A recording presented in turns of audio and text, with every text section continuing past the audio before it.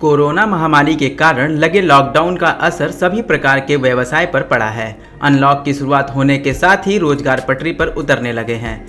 Lockdown के कारण लोगों को काफ़ी दिक्कतों का सामना करना पड़ा है और अब अनलॉक की शुरुआत होने के साथ ही वाराणसी सरकारी टैक्स दाता परेशान देखे जा रहे हैं। लॉकडाउन के कारण एक तो बिजनेस ठप पड़ा है और अब सरकारी टैक्स का सही समय से भुगतान न करने वाले टैक्सी ड्राइवरों को जुर्माने का डर सता रहा है। टैक्सी चलाने में तो अभी बहुत समस्याएं आ रही हैं।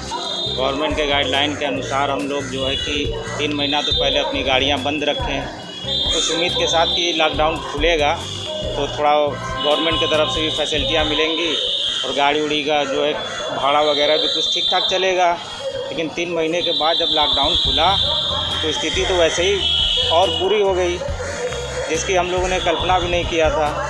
स्थिति और बुरी हो गई और टैक्स की जो रहेगी बात, तो टैक्स गवर्नमेंट छोड़ नहीं रही है। गवर्नमेंट कह रही है कि टैक्स तो मुझे चाहिए और जो पेनाल्टी के साथ चाहिए 5%, 10%, 15% पर महीने टैक्स बढ़ाने के लिए कह रही है गवर्नमेंट कि टैक्स मुझे पेनाल्टी के साथ चाहिए और नहीं जमा करेंगे तो गाड़ी आप लोग की बंद कर दी जाएगी और चालान वगैरह ऐसी कार्रवाई की जाएंगी। अब हम लोग क्या घर की स्थिति बनी हुई है, कैसे घर की स्थिति तो अभी तक ठीक था लेकिन अब और बुरा होते जा रहा है।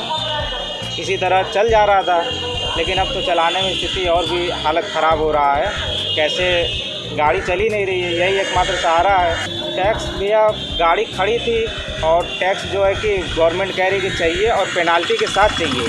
पेनाल्टी छोड़ने के लिए गवर्नमेंट तैयार ही नहीं है, जबकि और भी शहरों में देख लीजिए तो टैक्स बहुत कम है लेकिन यूपी में टैक्स बहुत ज़्यादा है और टैक्स में कोई माफ़ी करने का कोई सवाल ही नहीं गवर्नमेंट उठा रही है। हम लोगों ने यही सोचा है कि भाई जब गवर्नमेंट हम लोग के पेट पे लात मार रही है, सीधे गाड़ी उठाना है और ले चल के आरटीओ साहब के यहाँ चाबी सहित गाड़ी दे देना है कि भैया लीजिए, आप वही सरकार को दे दीजिए। गरीब का पेट पे लात मार के सरकारें और तरक्की करे। कुछ सोच समझ के मोदी सरकार, योगी सरकार को हम लोगों ने जिताया था, कुछ देश का भला होगा। यहाँ तो और हम लोगों का खुदे जो है कि रोजी रोज़गार सब चीज़ चौपट हो रहा है। किसी तरह का कोई जो है कि फैसिलिटी नहीं मिल रहा है। यही कारण है कि सड़कों पर टैक्सी दौड़ाने वाले ड्राइवर और ट्रैवल एजेंट आरटीओ के चक्कर लगा रहे हैं। इन लोगों का कहना है कि एक तो हम लोग किसी तरह से अपना और अपने परिवार का भरण पोषण कर रहे हैं, ऊपर से सरकार ने टैक्स को बढ़ा दिया है और पेनाल्टी भी वसूल रही है। सरकार के इस फैसले से टैक्सी ड्राइवर और ट्रैवल एजेंट परेशान हैं और टैक्सी चलवाने को छोड़ आरटीओ के दफ्तर में टैक्स कम कराने के लिए दौड़ रहे हैं। अभी हमारे पास बस यूनिट जो अध्यक्ष राकेश सिंह जी और जी हाँ, अभी बस ऑपरेटर लोग आए थे।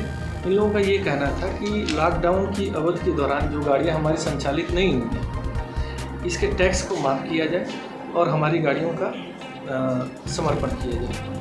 तो इस विषय में हमने इन लोगों को बताया है कि आप लोगों की बात जो है ऊपर तक रखी जा चुकी है और टैक्स माफ़ करने का निर्णय जो होता है वो शासन का होता है, नीतिगत निर्णय है, तो उस पर विचार किया जा रहा है, उस पर बात चल रही है।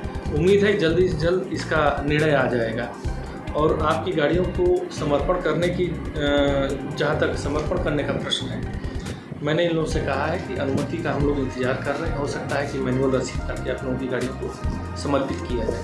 तो जैसे अगर आदेश मिल रहा है, जैसा निर्देश मिल रहा है, उस ढंग से नियमानुसार हम लोग कार्रवाई करेंगे। आप लोग अपनी फाइलें तैयार रखिए, एफिडेविट बना के रखिए। जिस तरह का आदेश आ रहा है उस तरह के आदेश से आपको हम सूचना दे देंगे। आपके माध्यम से बाकी लोगों को सूचना मिल जाएगी और फिर आपकी कार्रवाई समर्पण कराई जाएगी। पेश है न्यूज बकेट हिंदी मासिक पत्रिका। पढ़ें इस महीने की पूरी खबर विस्तार से हमारे न्यूज बकेट की मैगजीन में। हमारी ई मैगजीन को मुफ्त में पढ़ने के लिए अभी लॉगिन करें www.newsbucket.in पर। इसके अलावा रोज की ताज़ा खबरों के लिए हमारे YouTube चैनल को तुरंत सब्सक्राइब करें।